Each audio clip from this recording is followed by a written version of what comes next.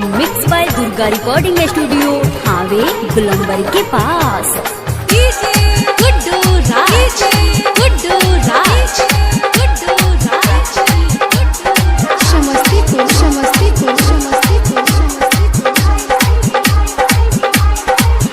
तोहर प्यार सुनाए जानू हमर दिल में आके अटकल बा। तोहर प्यार सुनाए जानू हमर दिल में आके अटकल बा।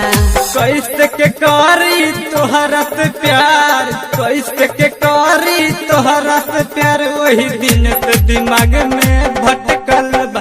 तोहर प्यार सुनाए जानू हमर दिल में आके अटकल बा। तोहर प्यार सुनाए जानू हमर दिल में आके अटकल बा। कैसे के करी तोहरा से प्यार, कैसे के करी तोहरा से प्यार, वही दिन से दिमाग में भटकल बा। तोहर प्यार सुनाए जानू हमर दिल में आके अटकल बा।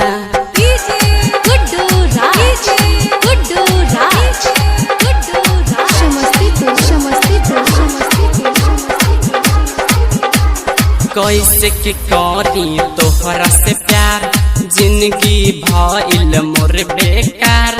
अब ना तोहरा प्यार में रही, जिंदगी भइल मोर बेकार। कैसे के करी तोहरा से प्यार, जिंदगी भइल मोर बर्बाद।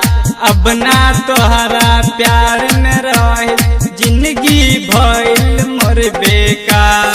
साथ जन्म साथ देबू कि ना, साथ जन्म साथ देबू कि ना, वही दिन दिमाग हमर भटकल बा। तोहर प्यार सुनाए जानू हमर दिल में आके अटकल बा।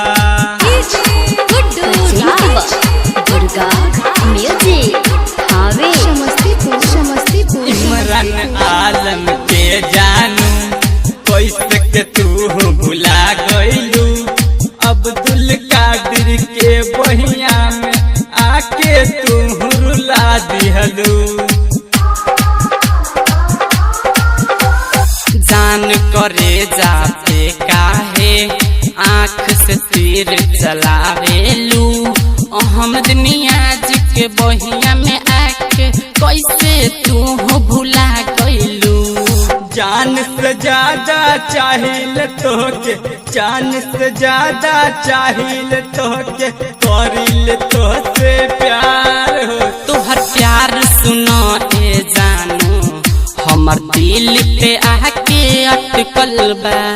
कैसे के करी तोहरा से प्यार, कैसे के करी तोहरा से प्यार, वही दिन से दिमाग में भटकल बा। तोहर प्यार सुनाए जानू हमर दिल में आके